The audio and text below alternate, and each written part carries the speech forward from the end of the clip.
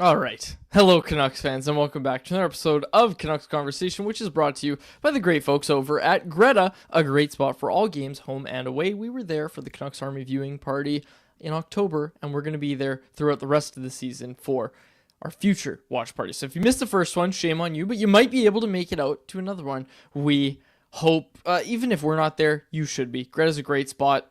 Come by before, after the game, or whatever event you're downtown for, with weekly drink specials, the street food menu, and those arcade games.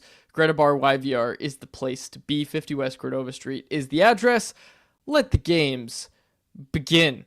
Let the game begin is not what the Canucks were saying. Not the best transition, but a 7-3 loss to the Edmonton Oilers on Saturday night. We're going to break that down and so much more in today's episode. My name is David Woodrelli. I am joined by the Athletics' Harman Dial. Harman, how was your weekend? It was a long weekend. Honestly, first of all, Saturday was the main part of it for me. As soon as I was back from the road trip, I had sort of like one evening off, and then immediately I was covering the game on Saturday. And I was really looking forward to this matchup because rematch of last year's playoff series, and even just seeing the hype pregame for it. I was on Ticketmaster 5 minutes before puck drop, and the cheapest ticket to get into Rogers Arena was over $200 a pop for upper bowl seats. And so I was excited for the atmosphere, even just seeing how many Oilers fans were there. First shift of the game, competing, let's go Oilers and go Canucks go chance. And I'm like, all right, this game should be electric. And then it really wasn't. No, it was not electric. You could have just burned your money if you wanted to. And unfortunately, there's some people in the chat saying that they went to the game. And there's Paul Papadoulis in the chat saying he's going to today's game. They can't disappoint me if I'm in the building. Paul, I love your enthusiasm, but this team is 1-6 on home ice after the loss on Saturday. Really, it's bizarre, Harm. Let's start there. Let's just start with the fact that it's weird that this team has had so little success on home ice this season. It's just weird, especially after their success on home ice last year. I'll be honest, I put zero stock into it. I think this is a case of correlation doesn't always equal causation, where it's such a small sample size and you noted how successful they were on home ice last year. It's not like they forgot how to play on Rogers Arena ice. Fans aren't loud enough. Yeah, definitely. That's the issue. But no, I mean, even looking at the end of that homestand, look at the teams that they sort of lost to, right? It was Carolina, New Jersey, and now it was Edmonton, whereas on this most recent road trip, they had bottom feeders like San Jose and Anaheim, and yeah, LA is the one good team on that road trip, but I think a lot of it just comes down to their road schedule has been easier as far as quality of opponents than their home schedule has been, and it's such a small sample size that, again, I know people have been citing the statistics as far as the last 3 games, how badly they've been outscored and the record and all that, and yeah, that's bad for season ticket holders and the people that are going to the games, and I genuinely feel for them.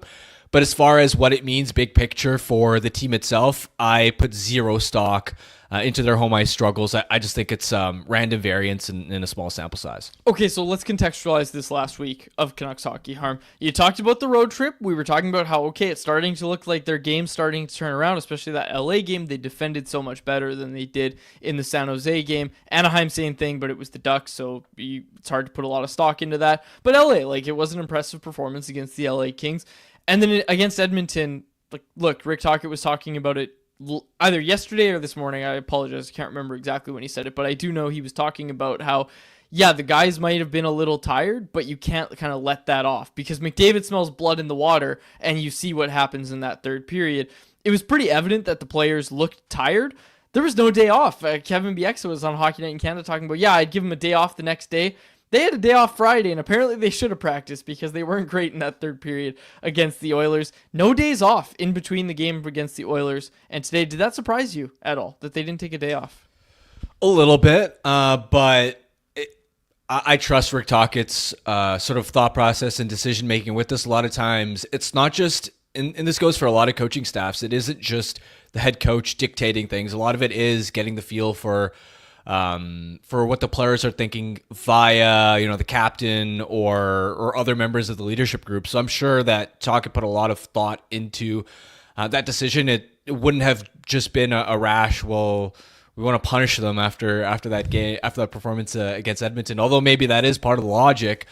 They did do a bag skate with all the season ticket holders in attendance. at the practice. And I mean, that third period was shocking. I don't blame Tocchet for going that route, right? I'm not a huge bag skate the team after a bad performance, but the way that they just let their foot off the gas in the third period and the shocking defensive breakdowns and the way that, a couple of those goals towards the end, Lankinen would have wanted back.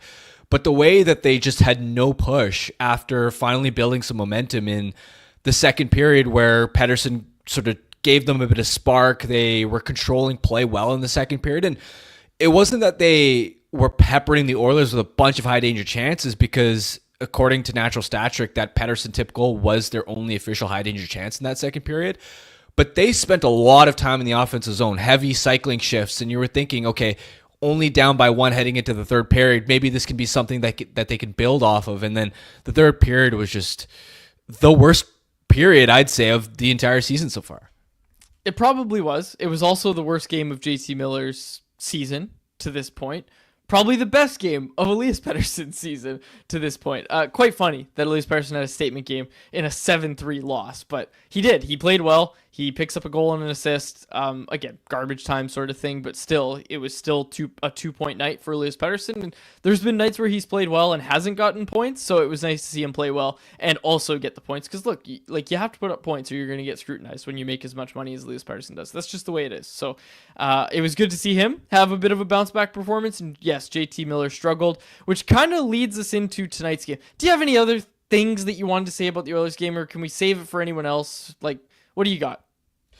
I mean, a lot of it just relates to moving forward, related to Pettersson and Miller. Sure. We don't have to look at that Oilers game specifically. Excellent. Okay, because this segues perfectly into today's guest, who is Dave Hall. But before that, Jonathan Lekkerimäki. That's the news of the day, Harm. We have hardly talked about it yet.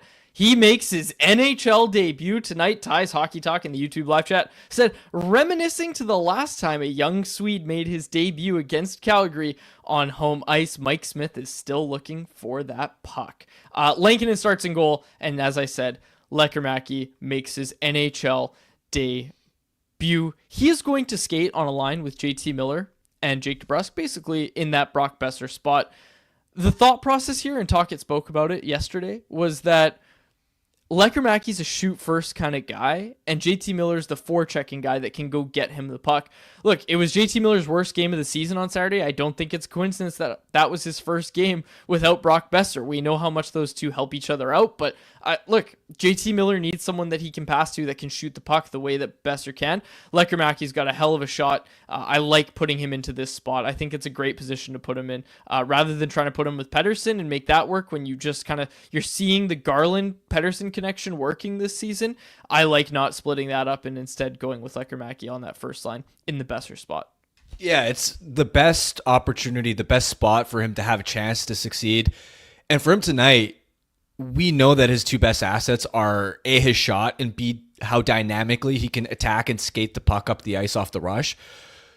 So as far as unlocking those attributes and actually seeing him utilize that at the NHL level, with the shot, the first thing is he's going to need to find ways to get open in the offensive zone, right? And this is where Miller, down low as a playmaker, is so smart, is so effective. But I've spoken to Miller about this in the past. The reason him and Besser have been able to have so much success together and why Miller's thrived as a playmaker down low is because Besser always knows the perfect spot to be in and knows how to read off of Miller, to where when you're trying to make plays down low and you're trying to send passes into the slot, there's a really small window to be able to take advantage of that as an attacking team, because teams are all trying to protect the guts of the ice, as Tocchet would say.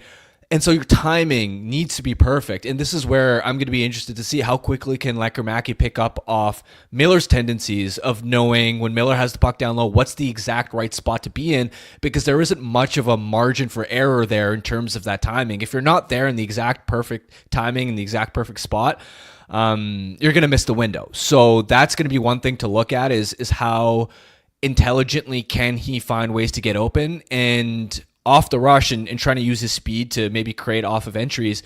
It's going to be how can he be positioned in the right spots to get open on the breakout. And so the common theme there is puck support. How intelligently is he reading the play and timing? Because we know that if he excels with respect to puck support, he's going to get those touches to uncork a shot and to be able to carry the puck through the neutral zone and make dynamic things happen. How long till we have put Lekkerimäki on PP1 hashtags? One failed power play attempt, and I'm tweeting it. So I'll tell you that's the number. One failed power play attempt. Put him on power play. That's the thing too, is I don't think they'll go to it anytime soon, just because. Like, I had thought Daniel Sprong as a right shot, they would have given him an opportunity on the flank at some point with the power play struggling, and they just never really gave him an extended look there. The fact that they didn't give Sprong an opportunity on PP1, given how lethal his shot can be, it makes me a little bit skeptical that they'll be quick to jump to give Lekkerimäki an opportunity on PP1 if the first unit struggles a bit, but we'll see. Okay. Got a few things on my mind, but let's get to Dave Hall. Let's get to our pal, Dave Hall, who joins us now. Dave, you've been doing a lot of shows lately. I hear you're doing the Tonight Show tonight. You were on Sakaris and Price. You're doing Oprah pretty soon. You've got a lot going on. Yeah, I'm on The View. I'm doing it all. I'm doing the whole circuit. Thanks for taking the time to join our humble little show here, Dave. Thanks for having me. Look, let's get right to it. Jonathan Lekkerimaki makes his NHL debut tonight. We were just talking about it. Skating with JT Miller and Jake DeBrusk. Do you like the decision from the head coach to put him in that spot? Absolutely. And to be honest, I couldn't agree more with everything Harm said. Like Pettersson's going through the motions right now, and I think him and Garland finally have found a nice pocket where they're working together. And so JT Miller, he is that driver that's going to be going into the hard spots. We saw it with Atu Ratu. He's used to playing with him down in Abbotsford, who was kind of that go get the puck and I'll find a space for you. So I think it's a great idea. And Lekkerimäki's just so fantastic at getting himself into those spots. He's so dynamic in the way he moves. And he's one of those, he's an offensive guy that's a shoot first guy. While he wants to do all the plays, the ultimate goal is to find new spots to get that shot off. So I think JT Miller going to do the dirty work and him polishing off. Now it's just a matter of, as you kind of alluded to, Harm, does he have the timing? I'm good. I think the expectations are not to stress too much if he's not. I mean, it's game one. It's his first NHL game. He's playing right with the big dogs. It's going to be interesting to see. That's for sure. Besides his shot, what do you think are his best, most NHL ready attributes when you look at maybe his hands, his hockey IQ, the way that he processes things on the ice? Besides his shot, what do you think is going to be plug and play as far as being effective at the NHL level? Yeah, what I love about his game is just his ability to be deceptive. Like the way he maneuvers around the ice, especially with the puck. You could see him. I wrote an article for Canucks Army this morning about him, and in a lot of the plays, even if it's the power play, yes, I get it. He's on the power play. A lot of guys do what he does, but the way that he's just never static in his movements, he's always doing something deceptive to throw the defenseman off, whether it's opening his hips, constantly moving around from each end, and just little head fakes, just little subtleties in his game that just freezes defenders and goaltenders at the perfect moment to make him, be able to either get around him or place that shot through traffic. He's just really deceptive and just really good at those little tiny subtle things to like open space up. So he's fantastic at that. Okay, yes, we've heard a lot about the shot as well. Rick Tocchet saying that he just wants to see him shoot the puck. He's going to be in that spot with Miller and DeBrusk. This one is from Jesse C. in our YouTube chat, Dave, and I wanted to get to it here. He said, if skating is supposedly what holds Ratu back at the NHL level, is Lekkerimäki significantly quicker or just smarter with his movement? Like, what's the story there? That's a great question, actually, and I think it's the latter. I think he's more effective with his skating. He's not a burner by any means, but he just has that work ethic to kind of dig into the corners, and he's like the problem with Atu Ratu's skating is that his stride is so inefficient. It just doesn't work. Whereas Lekkerimaki doesn't have to really worry about that. His stride doesn't have those deficiencies in it.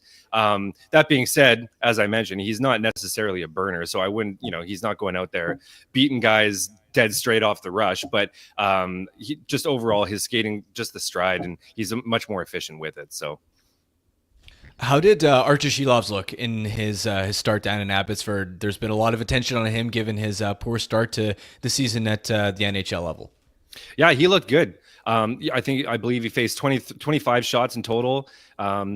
He looked good. I mean, the AHL, it's an interesting. I've talked to a few people that are close to the NHL versus AHL kind of realm, and it's almost more difficult to play AHL after you've played so many games in the NHL because everything's just so calculated and so just timely. Whereas in the AHL, it's a little bit more sporadic. Guys aren't as on it in terms of the plays that you would typically think. Like basically the reads. The reads are a little tougher in the AHL because they're not as dynamic and just polished as they would in the NHL. So, to be honest, I thought he looked fantastic. I'm really hoping, who knows what happens here. Obviously, the whole reason is because they have some days off here, but I would really like to see him get a few more games to gain some confidence because, I mean, the difference, goaltending has been a little skeptical in Abbotsford these days, so it was really nice just, being able to watch a game and they had confidence in the goaltender. So I think overall it was a good, solid performance, 23 saves. So.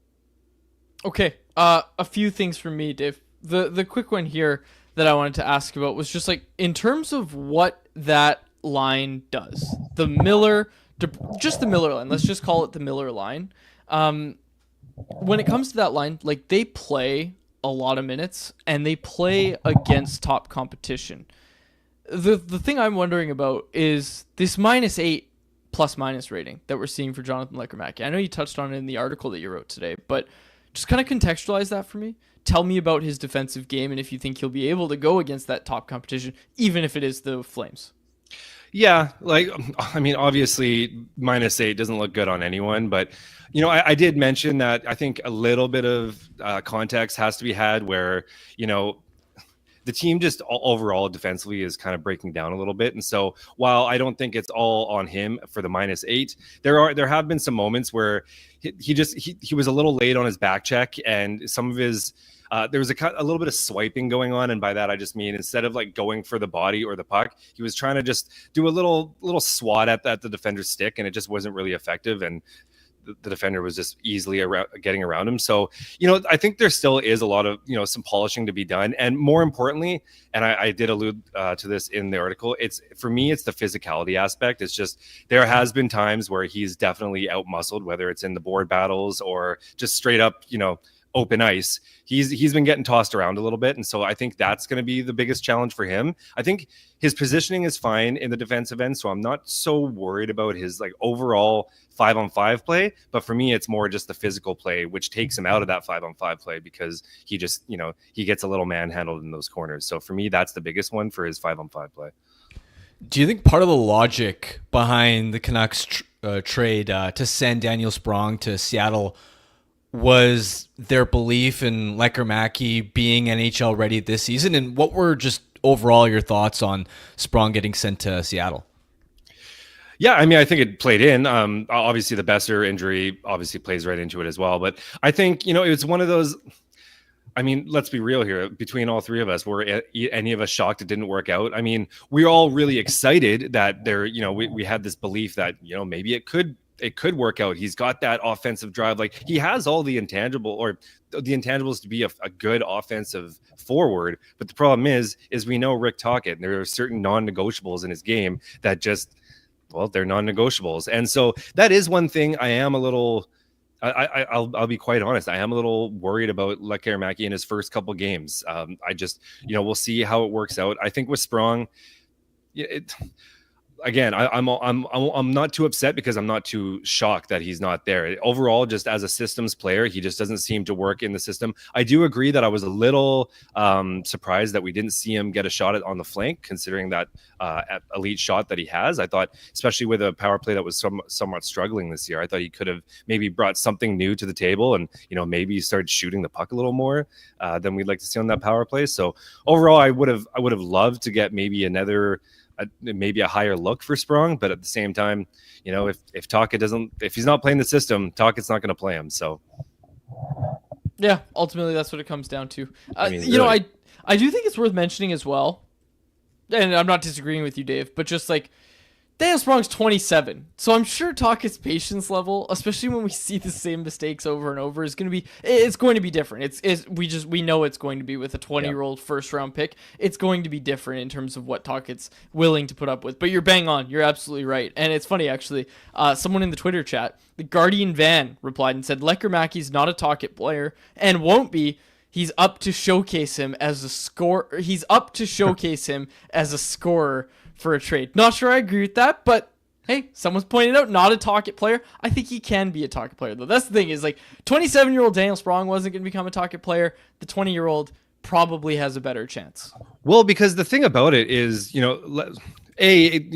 things can be forgiven if you're producing points. So, that's one thing. But B, he's also, Sprong didn't really have that work ethic, that extra little drive that was going into the corner. Like Lekkerimaki, although he's getting, out muscled sometimes, he is a bit of a water bug out there. Like he's going around the ice. He's at least going below the goal line. He's trying to make those plays. Him getting out muscled is not really for a lack of effort. It's just, simply a lack of needing to gain a little bit and, get that strength, that lower body strength. But he is working hard. So I think overall, like, I don't think to say he's not a Tocchet player is very fair because, I think, as you said, I think there is potential for him too. And let's be honest, if he's scoring goals, then, who cares if he's getting tossed around a little bit? We know a few that get tossed around on the team. So, This one from Benjamin Andrews. Dave, how has DPD looked in his adjustment to North American ice? Flawless. It's been absolutely flawless. And I this is maybe a bit of a hot take, and I'm fully okay to wear this, but I don't think it's much of a stretch to say DPD's been their best defenseman just as a whole throughout the year. He's the only defenseman with a plus minus above zero. So, take what you will about the stat, but he's just been, and that's active skaters. I know Mark Friedman had a positive stat before he got injured as well, but he's just, again, he's not throwing any of those highlight reels except for the big hits. I love clipping those DPD hits, but he doesn't do anything sexy other than just play very sound, very smart shutdown hockey. And that's kind of what we expected. And so far it's been, I don't want to use flawless, but because obviously there's always things to nitpick as a 20-year-old. But for my money, he's been just a solid back there. His first pass has always been good. He's a good skater, and he's a menace out there. So overall, I've been extremely impressed, and for my money, he's been the best defenseman down there. Dave, great stuff as always. We will see you on Fallon tonight. Thanks, guys. There he is, Dave Hall, as seen on TV. Our thanks to Dave for joining us. You can read.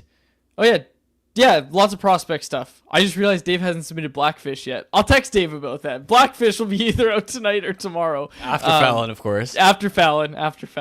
But yeah, all your prospect needs covered by Dave Hall over at Canucks Army. Our thanks again to Dave for joining us. Okay, Harm, a couple directions we could go here.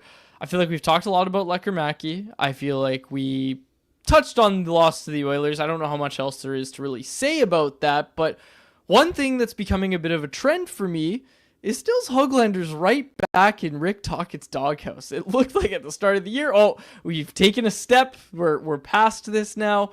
3-year deal. This guy's going to bring great value. He's going to play in the top 6. Here's Hoglander stapled to the 4th line.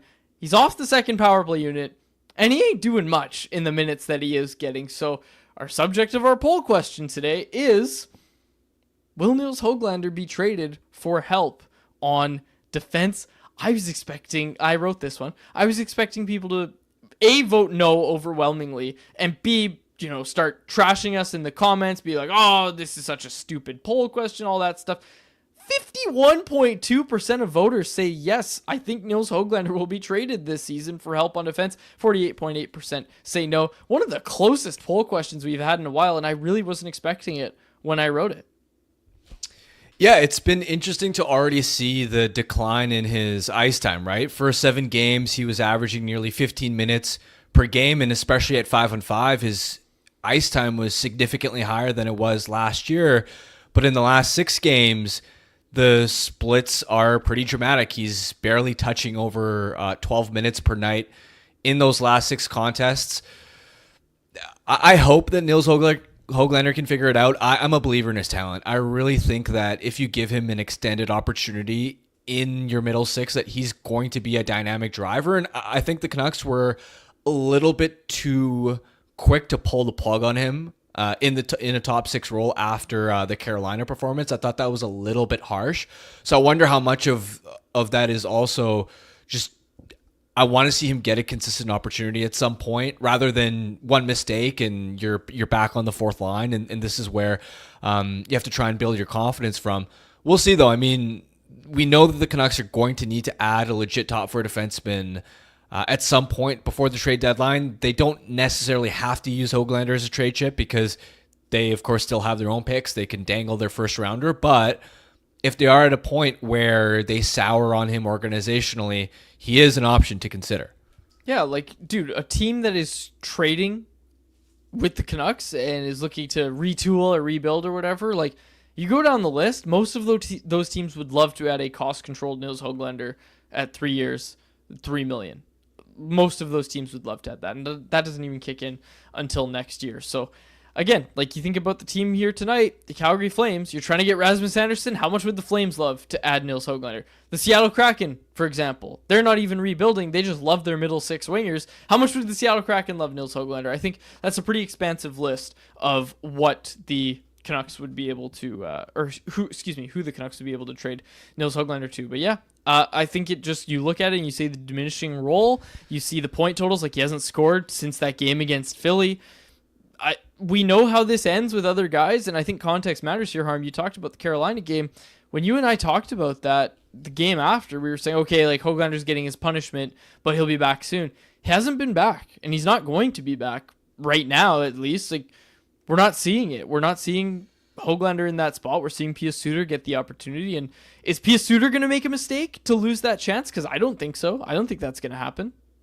If the Canucks do go down the road where at some point closer to the deadline, they are considering, all right, maybe we'd consider using Hoglander's trade chip. Before they do that, I want to see him get an extended opportunity in the top 6. Just to know for certain. You don't want to end up in a position where you move him at the deadline before you've given him a chance to see if he actually is a top 6 player, because then what if he blossoms elsewhere? He's on a reasonable cap hit even when his extension next season kicks in, and you don't want to end up regretting, oh, like, look at what he's become and we didn't give him that long leash and that long opportunity in our top 6. So that's something that I'd be keeping in mind if I was in the Canucks shoes. And we've done this before as well, right? Like, we've done this before where we talk about a Nils Hoglander trade, and the thing we keep saying is, well, let's make sure the Canucks aren't going to regret this one because he might blossom elsewhere. I just think we've seen how it ends with Tocchet and some players when they don't work out on the defensive side of the game. We've just seen how this story ends. And look, if there wasn't the context of Nils Hoglander being scratched in the playoffs, right, then I think maybe this is a bit of a different story, but it's not. Like, this is a player that has been in the doghouse before, looked to be coming out of it at the start of this year, and he's right back there. So we'll see. We'll see how this ends, but someone in the chat also bringing up the idea of, like, Marcus Pettersson coming back the other way. Pittsburgh probably would love to add a young player rather than a prospect or a distant future. Like, a player like Nils Hoglander going back the other way would make sense for a team like Pittsburgh. It would, and we don't need to keep talking about it. I know you don't want to talk one more point. No, sure. So, like, one more point I wanted to make too is, if you're trying to ice the best team possible to win a Stanley Cup this year, even if Nils Hoglander's on your fourth line, he makes your fourth line really, really good. So at 1.1 million too. And if you subtract that piece, like, when contending teams are trying to add at the deadline, a lot of times they want to trade futures because they don't want to take anything that's adding value to their current roster. It's different if it's a player like Kuzmenko who wasn't really adding value. But even now when we're talking about Hoglander, and yeah, he's been a little bit up and down at the start of this season, he's still adding value. And it's a luxury to have a player like that on your fourth line, especially come playoff time. Look at what happened in the second round last year where Brock Besser gets hurt and they were leaning on Phil DiGiuseppe and Ilya Mikheyev in a top 6 role. Like, depth matters. And, like, that would be another consideration for the Canucks to keep in mind. Do you want Nils Amon there or Nils Hoglander there? I think that's a good way to put it, and we will leave it right there. Let's get to anyone else, which is brought to you by our friends over at White Spot. At White Spot, they're all about enjoying great, comforting food and spending quality time with loved ones. With a new comfort menu, White Spot is focusing on cozy, satisfying flavors that are perfect to enjoy with family. Available now and developed by the White Spot culinary team, the comfort menu is filled with warm, indulgent dishes designed to make you feel right at home. The new menu features mouthwatering new additions like mini Yorkies, the braised beef burger, the home-style pot roast, and backed by popular demand, the iconic chicken pot pie. Bring your family to White Spot for a delicious meal, perfect for the season. Visit your local White Spot today. That braised beef burger, the banana peppers, that's a solid move. Banana peppers on a burger. I never would have thought. And we had some people in the chat as well say that they have had banana peppers on a burger and it was really good. So anyways, okay, let's get to anyone else. Let's see here. Yeah, this one from Jesse C. Let's start there because it's kind of on the topic of trades as well. Jesse C says, if they get a top 4 defenseman, how easy is it going to be to move the Deharn contract, or are they fine leaving $2 million in the press box when fully healthy? I still believe that you'd be able to find a taker for Deharn.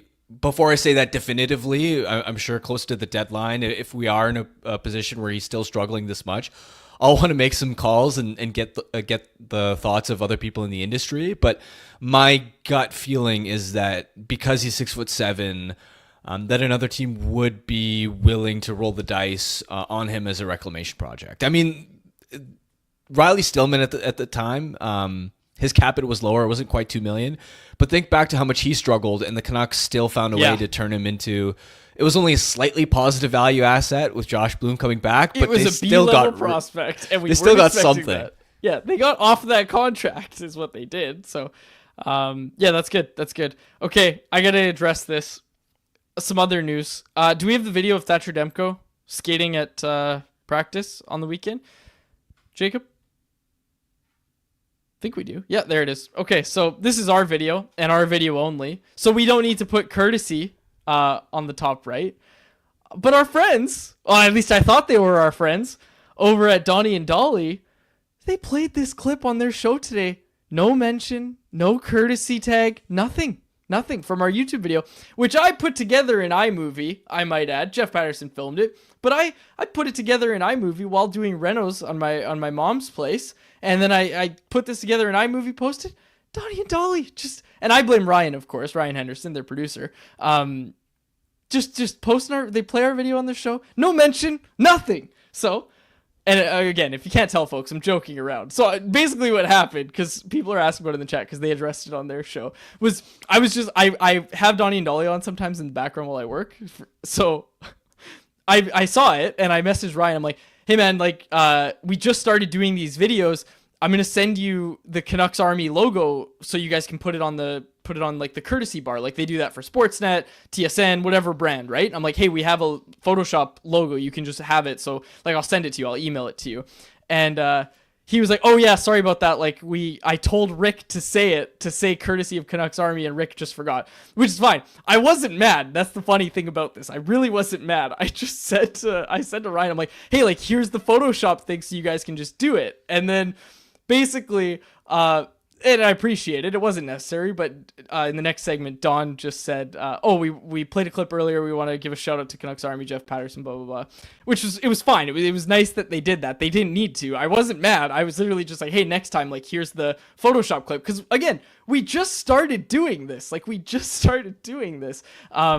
So anyways, it was just a fun little thing. And then anyways, Ryan brings it up again to get a rise out of Dollywall, and he's like, oh yeah, Quads isn't happy. Quads is mad. I wasn't mad. Ryan and I were like nicely texting each other. It's not a thing, but it was really funny because they played it up big time on their show. Nuckhead in the chat with a great point said, damn, those transitions are smooth, David. I'd sue Donnie and Dolly if I were you. That's awesome. That's so funny. They were good transitions. I put them together in iMovie. No, shout out Donnie and Dolly. It was really funny. It made me laugh when because then obviously I had to text Don and Rick because Rick ends it with tell Squadrelli to text me. So I was like, all right, I'll text Rick, and I just said I'm not mad, but anyways, they were just having fun. So anyways, that's the Donnie and Dolly beef for Ty David, who was asking in the YouTube live chat here. And then Rajcraft said, clip this out of context at the start when I was like, this is our video and our video only.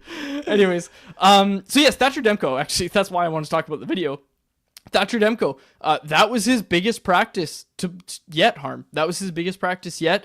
He did some post-integration. You'll see it in the video. The thing that I noticed was that he was only doing it on his right leg. He wasn't integrating to the post. He wasn't doing post-integration on his left leg. And maybe I missed it. Like, I might just have missed it. Maybe he's doing it and I didn't see it. But it looked like he was only going to one side, and the side that's obviously not been hurt. So a good sign, nonetheless, that Thatcher Demko's taking shots. And really, like, that was his first practice as a full participant in practice. Yeah, it's a positive sign, and this is where it surprised me a little bit. I'll actually let you guess before I tell you. Where do you think the Canucks rank in the NHL for NHL save percentage so far? Well, you have Silovs in there. Like total save percentage? Total save percentage, team save percentage. Wait, so sorry, explain the math to me on this. It's just like total every shots. game the Canucks have played. Okay. Do you not know a save percentage? I'm just making sure it's not like the average between. No. And, It's like every shot and every goal against between Lankinen and Silovs. They rank 14th. 26th. What? Yeah. Silovs has been really bad. What isn't Lankinen like? Not what's? Well, I guess Lankinen's down to a 905. That's the other thing. The other thing is yes. Okay. That Oilers game tanked him, but I was surprised. I, like you, would have assumed that they were closer to the middle of the pack, but I'm pulling it up on Natural Stat Trick right now just to confirm again. And yeah, they're 26. Their team save percentage so far is an 881. I did not know that. That actually does surprise me. And I mean, yeah, last game's going to hurt Lankinen pretty badly. But that's interesting. I would not have guessed that. I really would not have guessed that. We have a lot of people in the chat talking about this Donnie Tolley beef. This one, new segment. This is Jesse C. New segment, Quads Qualms. All his beefs with the rest of the Vancouver media. This one, Friday. Quads versus Dollywall, 12 rounds to settle the score. Head on down to Mugs and Jugs, catch that. Yeah. And then Jesse C's asking if I'm tracking my own high danger chances this year. I'm not doing that this year, but I did it last year and it was fun. Actually, no, it wasn't fun. It was a lot of work and it really didn't have that much of a payoff. So just go with Natural Stat Trick. They do a great job over there. This Lankinen performance, let's talk about this, Harm. Let's focus on Kevin Lankinen for a sec. Thought like the team. He was good through 2 periods. And then in the third, I think it just started to get away from them. It was like a mercy pull. It wasn't a, oh my gosh, you're the problem here. That was just a, yeah, you know what? Silovs hasn't played in a while. It gets him some game action. But really, it was just a mercy pull in my mind. It was just, yeah, the game's over. Let's get Lankinen out of there. Yeah, the team had basically stopped playing in the third period. And yeah, the last couple of goals were a little bit rough on Lankinen's part too. It made sense. Yeah, absolutely. Yeah, I don't know. Going into tonight's game, I saw people talking about maybe a Silovs start. He obviously had the start against the Bakersfield Condors for the Abbotsford Canucks on Sunday, so people thought that maybe that was them trying to get him some game action before going to him on Tuesday. It is going to be Lankinen tonight. Any surprise there? Not really. The schedule's been pretty spaced out, and again, I think he was the least of their problems against the Oilers, despite the 7 goals against. Okay, I got 2 things before we close out today's show, Harm. Wanted to plug the Botchford project. This got announced over the weekend, and I wanted to make sure we talk about it. What is this, the 5th or 6th year? Well, wait, I was first year, 2019, 5 years. This is the 5th year of the Botchford project. According to the tweet from the Canucks, it's the 6th annual. So no, they're the wrong. Canucks got it wrong. Yeah. I was the first one. That was 2019. But like, hold on a second. 1920, the 2021 season, 21, 22, 22, 23, 23, 24. This is 24, 25. Wouldn't that be 6? No. I started in 19... Oh. Wait. No, how does that make sense? It's no. My Botchford project night was November... That's the warm-up puck from the night. I have it on my desk. So that's November 16th, 2019. Yeah, so that's the 1920 2020 season. 1920 season, and then the 2021 season, the 56 game. This was 5 years ago. This is seasons, not years. It started in this season, this day. This is the first Yeah, day okay, of the Botchford Quads, project. listen to me. Am I wrong? The year of your Botchford project was also my first season covering the team. This is my 6th season covering the Canucks. That doesn't make any sense.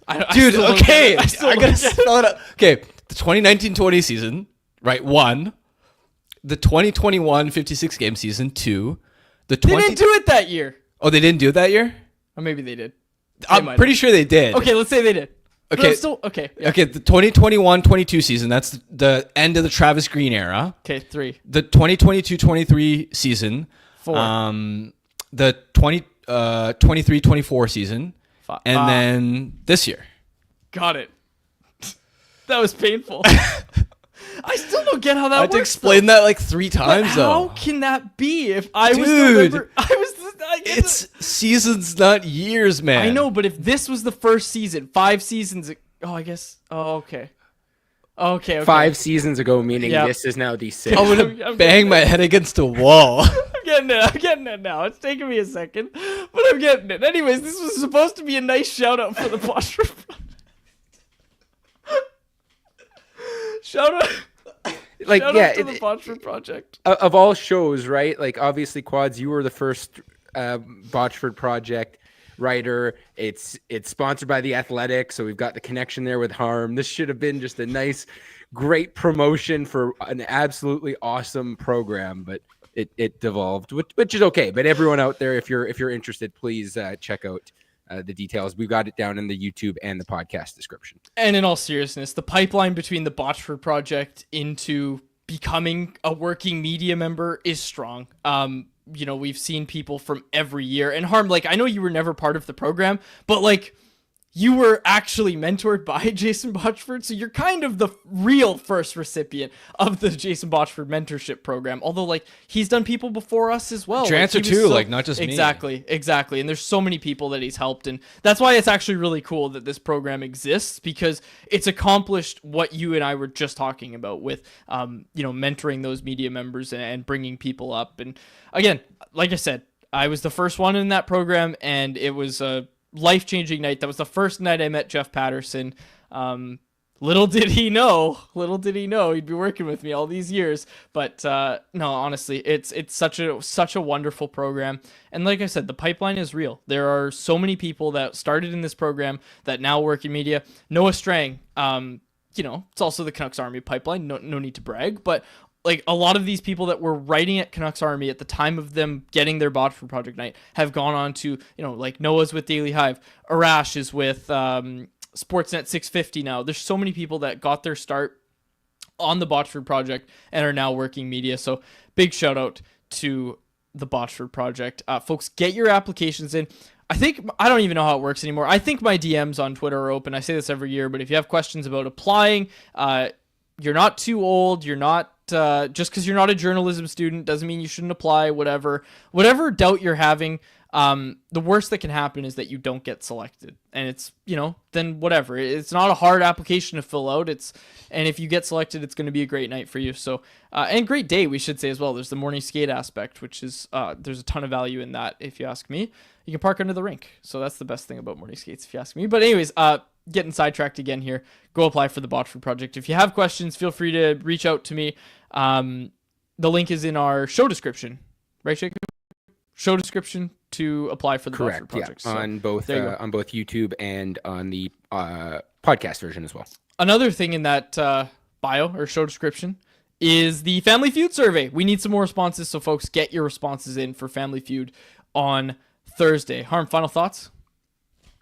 Just wanted to point out, I think Jacob put this in our little chat here. Dynazide was pointing out that in the video that at Canucks Insider account posted with Demko and Lekkermäki, I'm pretty sure he did some left knee RVH. Oh, maybe I missed it. I said that right off the top. Is maybe I missed it. I gotta see this. I don't believe it. I gotta see it. That's a big step though. Like, seriously, that is a big step. Because again, that's a movement that he does a lot. So, did they delete it? Oh no, here we go. Hold on, I'm watching. No, he did not. Yeah. He did I was not. Gonna say this is absolutely. Oh no, great he for the did do audio it. pod He did do it. listeners, there we go. He did do it. Got to it in the end. Yeah, he did do it, which is cool. But it's not a. Anyways, I'm not gonna pinpoint this, but like the movement he does in that video is different than the movement he did in Game 1 of Nashville. That's all I'm gonna say. It's just a little different. So, anyways, let's get to our Bet365. This one got off the rails quickly, but it was a fun show, Harm. Always fun. Really fun. Really fun. Until I had to teach you how to count. That one was not a good one for me. That's got to be an all-time fail, man. Yeah, Jacob, Especially because I had to explain it like 3 times. Like once would have been understandable, but yeah, Jacob, feel free to clip that. That might be a good one. Okay, let's get to our Bet365 bet of the day, which is brought to you by, you guessed it, Bet365. Somehow they're underdogs tonight. The 14-1 Winnipeg Jets are on the road against the New York Rangers, and they are underdogs on the money line. You can get the Jets at plus 100 odds to beat the minus 120 Rangers. That was our bet of the day, brought to you by Bet365, a proud partner of Canucks Conversation. Open an account with Bet365 today and bet on a huge range of markets. Whatever the moment, it's never ordinary at Bet365. Be sure to use code NATION when you sign up for an account. 14-1, Harm. Honestly, like the Jets are just absolutely rolling. Like, I know it's kind of late to say it now, but like, any doubts that they're going to win the Western Conference? We'll see. It's still really early, but yeah, it's that's a lot of points banked, though, man. Me. Like that's a lot of points banked, and I think like who ahead of the year, like who's your favorite to win the Western Conference? Like maybe I think the Golden Knights have entered that conversation, but like the Avs aren't what we thought they would be. The Stars haven't quite found their game, especially not to the level of the Jets. Yeah, it's already a 10-point deficit. Like I was thinking, Stars is like that's a team that 10 could points, dude. climb, but it's already 10 points. Yeah, you're right. Yeah. Like the Stars have one more point than the Canucks, and they've played an extra game. The Canucks could have a better points percentage than the Stars after tonight's game. Yeah, pretty. And incredible. they will have one because the Canucks. Winnipeg's attendance is up too. That's an interesting thing. I did a national piece. Best start ever. Well, I don't even think it's necessarily related to the start because they had 110 points last year. They were second in the Western Conference. Yeah. But James Myrtle and I did a piece looking at every team's attendance so far early in the season, and they're up about nearly 2,000 fans per game. Now, they're still averaging the lowest attendance per game because their capacity at 15,000-ish is by far the lowest in the league. But they're at least starting to trend in the right direction, which is good news because last year, if that type of attendance had continued this season and beyond, there would have been real danger as far as them potentially getting relocated. So I'm not saying they're out of the woods necessarily, but at least it's been a step in the right direction. What do you attribute that to? Like, I think when I think about it, the biggest thing I think is like everything's very expensive right now. And I think that's the easiest explanation for it. Is like I think people have less disposable income. That's part of it. I think True North, ownership group wise, their customer service was notoriously bad because remember early on there was a lengthy waiting list to get season tickets, and I think True North took that for granted to a certain extent, and they've been trying to actively make efforts to fix that. Yeah. For me, I think the biggest one though is, and I think this goes underreported at times maybe, and I don't have the statistics for it, but I've heard it brought up as a point here or there, is I just don't think Winnipeg has a big corporate base as far as their like ticket holders. Mm-hmm. Like in Vancouver and in Toronto and a lot of these other markets, a lot of the seats are already just like scooped up by these businesses. Whereas in Winnipeg, they don't have nearly as large of a base of that. So to fill the building and to sell tickets in Winnipeg, like you're relying on a lot of everyday, just like average normal people to buy those tickets, as opposed to in most of the markets in the NHL, there's a pretty robust corporate base to help create some level of foundation. Where in Vancouver, for example, I mean, like I'm sure people know how many companies are buying memberships, have boxes, have some level of investment in the team, whereas that's just not as prevalent in Winnipeg. Yeah, absolutely. The parking spots under the arena. There's so many that have the company names on them.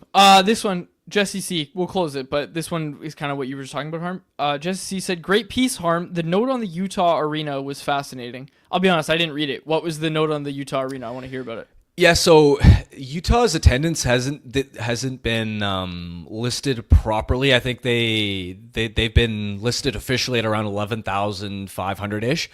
But Myrtle on our behalf reached out to Utah's communications department. And so the Delta Center, they have quite a few seats right now where it's an obstructed view. I don't know if you've seen on social media. It's not a full view of the entire rink. And so they're not counting that for official capacity numbers. And so the Delta Center, Utah's been selling out all their home games so far, but their listed attendance is far lower than that just because for official accounting purposes, they're not counting those obstructed seat views. And so like we for our analysis didn't even really include Utah for our average attendance figures just because they're calculated weirdly. And Utah did mention that they have plans in the near future to do renovations to fix some of those sightlines. The balcony seat in Utah, that's the coolest thing ever. I love that, where you hang over the ice. Have you seen this? I haven't seen oh my a gosh. view of that. Jacob, pull it up. We gotta get a picture of it. But yeah, there's this balcony seat at the Delta Center that kind of hangs over. I gotta find it. Unless Jacob can beat me to I'm it. on it. I'll have it in about a minute. Okay, so basically what it is, yeah, I love this. So you'll see it on broadcast sometimes, actually, Harm, is there's this seat that, like row, that kind of hangs over not over the ice, but it's like right at the boards, but it's up. So you know when you're sitting front row at a hockey game, you can't actually see what's right in front of you, right? Like front row at a hockey game, you're not actually seeing what's right in front of you because the boards obstruct your view a little bit. But these seats, you're like up. You're up above the ice. It's got to be the coolest place to watch a hockey game from because you're up, man. Like you're up, but you're front row. Like you're right at the proverbial glass, but there's no glass. There's netting, and you're just up right there. So Jacob will find it in a second, but it's awesome. People in the chat love when I go, Jacob, pull that up after like bringing something up that I haven't prepared for, and I just go, all right, Jacob, on it, get on it. We need it up, and he gets it. He gets it pretty fast. But yeah, this balcony seat, man, I'm a huge fan of it, and the obstructed view seats. Like, would you watch a hockey game from an obstructed view seat? Because I don't think I would mind. No. You wouldn't? I wouldn't. But I don't know. Look up at the jumbotron when you're, when you can't. Unless it's discounted. Like they are discounted, aren't they? Maybe I haven't seen the exact discrepancies in the ticket prices. That's a Quads business practice to have an obstructed view seat and you don't charge any less for it. I would do it, but I don't think that's right. Well, I'll say this: I did go to, maybe I would, because I went to the last time the weekend was in town at BC Place. I bought floor tickets to see the weekend, and floor tickets, they were heavily discounted at like $100 because it was partially obstructed, and the obstruction was like barely affecting the viewing experience. It was like 10% of the stage you couldn't see, and even that part of the stage you barely went on. So that was well worth the money. So yeah, maybe I would, now that I'm thinking about it. It would depend on the prices and just how obstructed we're talking about. Yeah, okay. So Jacob's got something up on the screen here. And I would watch a game from an obstructed seat. Seriously. Honestly, like even when I'm at Rogers Arena from the press box, you can't tell me you don't watch the Jumbotron sometimes. I do, yeah. So that's what I mean, is if it's obstructed, I look up at the Jumbotron. That's just what I do. But actually, no, I don't. Now that I think about it, I don't. I just watch the action on the ice from the press box. I only ever look at the Jumbotron if I'm also jotting down on my laptop at the same time, and it's like the Jumbotron's easier to see. What, you don't just jot down notes on your laptop when you're just enjoying a hockey game in the stands? Did you know I once tried to bring my laptop to the draft in 2019, the 2019 draft at Rogers Arena? This was before I had any sort of pull or the PR department even knew who I was. So I was like, I think it was Ben Brown at the time was the PR director. I was like, hey, Ben, like, can I come cover the thing? He's like, no. And I was like, all right, thanks. And then I don't remember who I reached out to ask if I could bring a laptop in, but that got shot down pretty fast. So I was writing from the draft. I was writing on my phone. I remember writing the Nils Hoglander news piece. But this is it, the balcony. I've been stalling for 5 minutes, but Jacob found it. The balcony there. Do you see that seat, Harm? Like it's hanging over the end. Isn't that sweet? I would love to watch a hockey game from there. Yeah, that'd be really cool. I also, speaking of the 2019 draft, Drance at the time, he wasn't with The Athletic yet. I was a freelancer for The Athletic, but they had so many staff going from out of town attending the draft to where I was still a freelancer at the time, and so they couldn't get me in. So I covered the draft for the Miami Herald, and I wrote about the Spencer Knight pick. I remember you telling me that. Yeah, Dale Town quotes and everything, baby. That is so good. I remember you telling me that. I also remember at one point the Panthers picked might have been Cole Schwint. But they picked a guy out of the OHL who had really good analytics. And I remember at the time, Florida, of course, the notorious computer boys, they still had an analytical presence. And I was curious. I was like, did the numbers go into did they stand out as far as the selection process? So I worded some type of question around that to Dale Talon, and not a fan of the numbers, like very quickly shot that down and was just like, nope. No, this was my decision. I like this pick because I seen him with my own eyes. All right. Anything else that you want to say, Harm? We kind of went over time here. Yeah, no, it's been a good long show. I think we can close it out here. All right. We will close it out there. Apparently, sources tell me this is 6 years ago today. But anyways, we'll close it out there. For my co-host, Harman Dial, and our technical producer, Jacob Lazar, my name is Dave Quadrelli. Thank you so much for listening to and watching another episode of Canucks Conversation. Canucks Conversation is live Monday through Friday, every weekday at 2 p.m. over on the Canucks Army YouTube channel. Make sure you like, subscribe, and interact in the YouTube live chat every day with us, folks.